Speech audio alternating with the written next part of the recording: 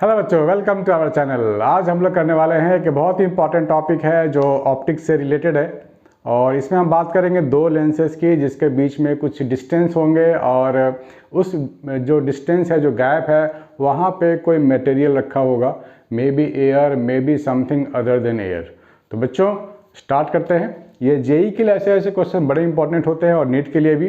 तो जो भी बच्चे जेई के लिए अपेयर होने वाले हैं या नीट के लिए अपेयर होने वाले हैं उनको तो ये मिस नहीं करनी चाहिए और उनको नए नए ट्रिक सीखते रहनी चाहिए। तो आइए देखते हैं इस कॉन्सेप्ट में क्या है और इससे रिलेटेड कुछ क्वेश्चन भी करके देख लेंगे हम लोग।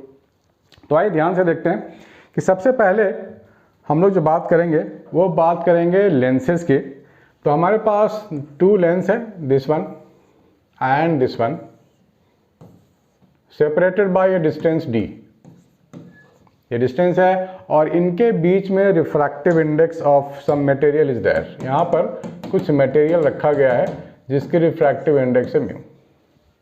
ठीक है, इसकी फोकल लेंथ f1, इसकी फोकल लेंथ f2 और ये जो सिस्टम बना है ये पूरा सिस्टम जो है एक कॉमन फोकल लेंथ को रिप्रेजेंट करेगा। यानी कि we have to find the common focal length of this entire system. ठीक है, तो सबसे पहले इस सिस्टम के लिए आप डायरेक्ट फार्मूला लिख लो। पावर टोटल क्या होता है, P1 plus P2 minus D times P1 P2। ठीक है ना, power total is equal to what, P1 plus P2 minus D times P1 P2। अगर ये दोनों लेंस कांटेक्ट में होंगे तो D तो जीरो हो जाएगा, तो अपना असली वाला फार्मूला जो है कांटेक्ट वाला वो आ जाएगा। इसको आप कन्वर्ट कर सकते हो फोकल लेंथ में। That means 1 of focal length is equal to 1 upon f1 plus 1 upon f2। हाँ, यहाँ पर हम बात कर रहे हैं रिफ्रैक्टिव इंडेक्स के मटेरियल की, तो आपको डिवीजन में रखना पड़ेगा रिफ्रैक्टिव इंडेक्स, ये वाला चीज़। तो d by refractive index f1 और f2 भी रहेगा नीचे में। तो ये आपको फोकल लेंथ का सिस्टम बन गया है। ठीक है ना, ये आपको फोकल लेंथ का पूरे सिस्टम को रिप्रेजेंट करेगा, ये फोकल लेंथ f। ठीक है ना, तो यहाँ भी वही बात होगी, जब ये दोनों लेंस कांटेक्ट में होंगे तो आप d को 0 लिख सकते हो। ठीक है ना, तो इससे रिलेटेड कुछ क्वेश्चंस करके देखें। हाँ, इसमें एक सिस्टम और समझाना है मुझे कि अगर आपके पास एक लेंस है और एक मिरर है, दिस इज द मिरर, और इसके इन दोनों के बीच में कोई हमारा मटेरियल है, राइट। तो यहाँ इसका फॉर्मूला थोड़ा सा डिफरेंट है, क्योंकि ये क्या करता है, मान लो ये डिस्टेंस है d, तो ये क्या करता है, ये जो मिरर है ऐसा सिस्टम अपने पीछे भी बनाएगा। ये जो मिरर है ऐसा सिस्टम अपने पीछे भी बनाएगा। तो मिरर के केस में आपको इसको रिपीट कर लेना है और इस फार्मूले में d की जगह 2d लिख लेना है, दैट्स इट। यानी कि अगर मैं सिस्टम के लिए पावर लिखूंगा तो क्या लिखूंगा, P1 plus P2 minus 2 times 2d P1 P2 upon refractive index. ठीक है ना, और फोकल लेंथ की बात करूंगा तो 1 upon f is equal to 1 upon f1 plus 1 upon f2 minus 2 times 2d by mu f1 f2। ऐसी बातें हम लोग कर सकते हैं। ठीक है ना, तो d इधर भी 2d हो गया। तो ये दोनों पे एक एक क्वेश्चंस करके देख लेते हैं और देखते हैं कि ये कैसे क्वेश्चंस होते हैं, क्या बहुत ज़्यादा मुश्किल है या बहुत ज़्यादा आसान है या एवरेज है। ठीक है बच्चों, तो ये क्वेश्चन आपके सामने है। बाई कॉन्वेक्स लेंस L1, पहले आप खुद से ट्राई करो, इस फॉर्मूले को देखो और खुद से ट्राई करके देखो।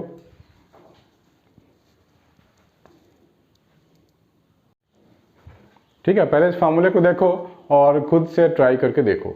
हमारे पास लेंस 1 है convex, refractive index 1.5, refractive index 4/3 है और दोनों के बीच का जो डिस्टेंस है वो 12 सेंटीमीटर है। लेंस 1 है, ये लेंस 2 है।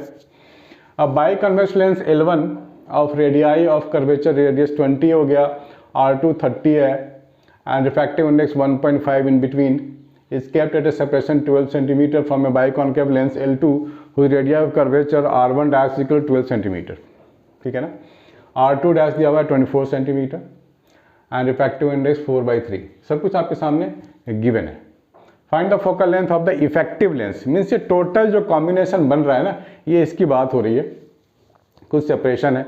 तो आप क्या करोगे, सबसे पहले आप इंडिविजुअल फोकल लेंथ फाइंड करोगे जो यहाँ गिवन नहीं है।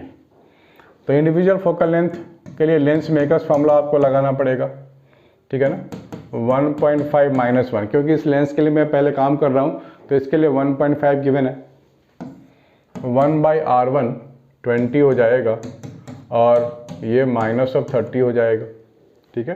तो ये क्या मिल जाएगा 0.5 1/20 प्लस 1/30, ठीक है ना। तो 1/F1 क्या मिल जाएगा 0.5 50/600, ये दोनों कट करके मिल जाएगा 25, राइट। तो F1 आपको मिल गया 600/25, आपको F1 मिल गया। इसको आप डिवाइड कर सकते हो, तो यहाँ पर लिख सकते हैं 6 × 100/25, तो ये 4 से कट जाएगा, ये 24 सेंटीमीटर आपको मिल गया। अब हम लोग F2 निकाल लेते हैं कॉनकेव के लिए। तो 1/F2, यहाँ पर 4/3 है, 4/3 - 1, 1/R1, तो R1 तो इस सरफेस के लिए होगा तो नेगेटिव लेना पड़ेगा मुझे, ठीक है ना, नेगेटिव लेना पड़ेगा। By convex lens of radius curvature R1 and R2 12 centimetre distance है, यहाँ 12/20, यहाँ भी 12/24 है, तो -1/12 - 1/24 हो जाएगा ये, ठीक है। तो ये तो नेगेटिव में ही आने वाला है, तो ये हो जाएगा 1/3 2 और 2, ये हो जाएगा -3/24 यानी कि 8। तो F2 मिल गया आपको -24 सेंटीमीटर, F2 मिल गया आपको -24 सेंटीमीटर। अब हम बात करेंगे इस पूरे कॉम्बिनेशन की, बीच में जो मीडियम है उसकी रिफ्रैक्टिव इंडेक्स 1 है, क्योंकि यहाँ पर एयर है। बात सही है, एयर है, चलो अच्छी बात है। F1 F2 हम लोगों ने फाइंड कर लिया, F1 F2 हम लोगों ने फाइंड कर लिया। F1 क्या है +24, F2 क्या है -24। तो टोटल फोकल लेंथ हम लोग लिखेंगे 1/F1 यानी कि +24, 1/F2 -24, राइट, माइनस जो डिस्टेंस है वो d, divide by refractive index तो 1 लिखेंगे, 24 लिखेंगे, फिर -24 लिखेंगे, दिस वन। तो 1/F जो हम लोग लिखेंगे यहाँ पर, ये दोनों तो कट जाएंगे, प्लस माइनस 0 हो गया, ये माइनस माइनस प्लस हो गया, राइट, ये माइनस माइनस कट प्लस हो गया, ये डिवाइड बाय 2 हो गया, और ये अपॉन 48। तो यहाँ पे जो फोकल लेंथ बन रहा है ये हो जाएगा 48 सेंटीमीटर, ठीक है ना, 48 सेंटीमीटर ये हो गया। तो इसको नोट कर लो। इसके बाद एक क्वेश्चन और ट्राई करके देखते हैं, ठीक है। तो होपफुली आप लोगों ने इसको नोट कर लिया होगा। तो आगे बढ़ते हैं थोड़ा सा। तो ये दूसरा क्वेश्चन है हमारे पास, ये मिरर वाला केस हो गया, ये लेंस है, बीच में वाटर रख दिया गया। तो मैंने बताया था आपको क्या करना है इस केस में। By convex lens of focal length 20 centimetre is placed at a distance of length 6 centimeter from a plane mirror, right? If the medium between mirror and the lens is water, find the equivalent focal length of this system. Equivalent focal length of the system. तो मैंने इसके लिए बताया था आपको क्या करना है, ठीक है। तो करें। तो सबसे पहले आप फॉर्मूले को नोट कर लो कि इस केस में करते क्या है।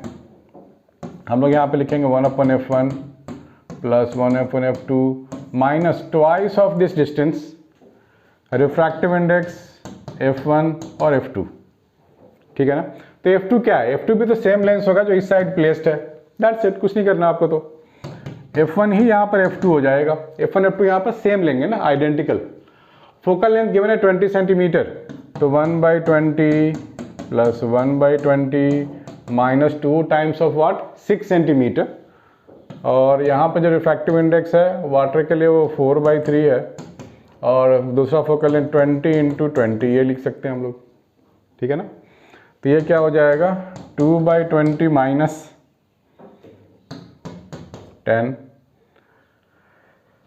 200, ये हो जाएगा 6 × 3/4 × 200, ठीक है ना। ये सिस्टम हमारे पास आ रहा है।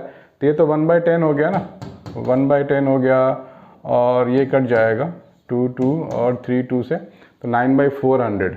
सो 1/10 माइनस 9/400, तो यहाँ इसको आप 40 से मल्टीप्लाई करोगे, यहाँ भी 40 से मल्टीप्लाई करोगे, तो ये हो जाएगा 400 डिनोमिनेटर में, और ये हो जाएगा 40 - 9, दिस इज योर 1/F। ये हो गया 400/31, है ना। आसान है ये क्वेश्चन, तो इसको आप लोग नोट करो।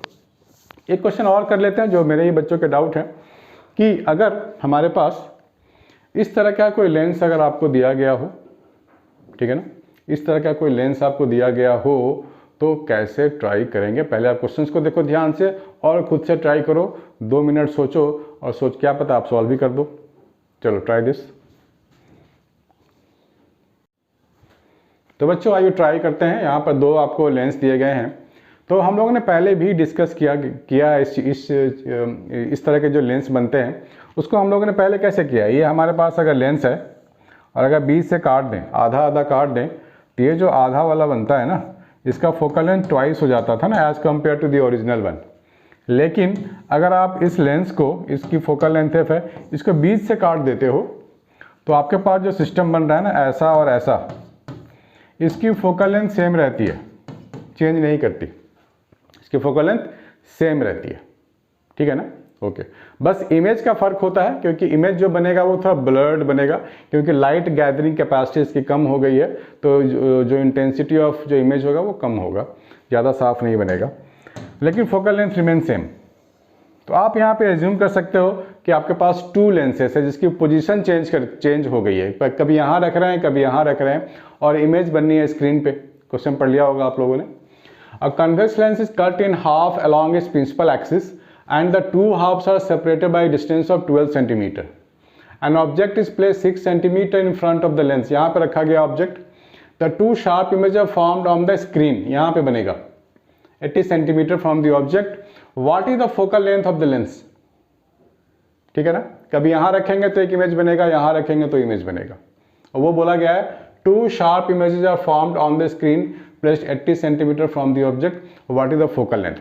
तो इस तरह का सिस्टम आपको जहाँ भी दिया गया हो बड़ा आसान है। सिर्फ फार्मूला आपको याद रखना है कि फार्मूला आपको याद रखना है कि कैपिटल D का स्क्वायर माइनस D का square upon 4D।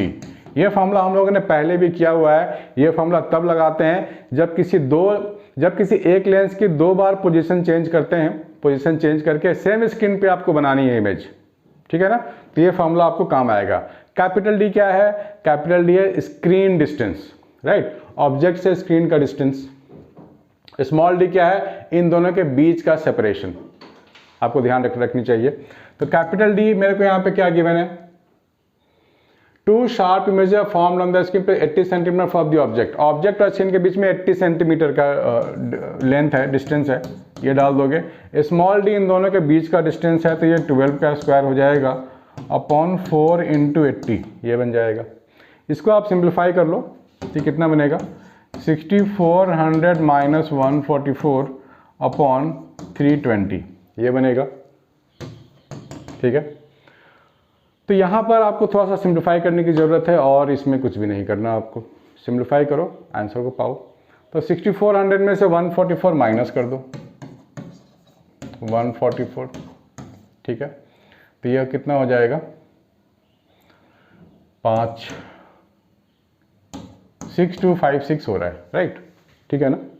6256 divide by 320। तो इसको आप डिवाइड करोगे तो ये बन जाएगा 625.6 अपॉन 32, ठीक है ना। तो ये हो जाएगा आपके पास 32 का लोग 20 से करते हैं 64, 20 से थोड़ा कम होगा लेकिन 19 से ज़्यादा होगा, तो 19.12 ऐसा कुछ सेंटीमीटर आपको मिल जाएगा फोकल लेंथ। तो इसको नोट कर लो। और ऐसे क्वेश्चन मैं बहुत सारे डेली अपलोड करने वाला हूँ जब तक जेई या नीट खत्म नहीं हो जाता। तो बच्चों सब्सक्राइब कर लेना और स्टडी हार्ड, और कोई भी डाउट हो तो आप मुझे याद कर सकते हो। बाय बच्चों, टेक केयर।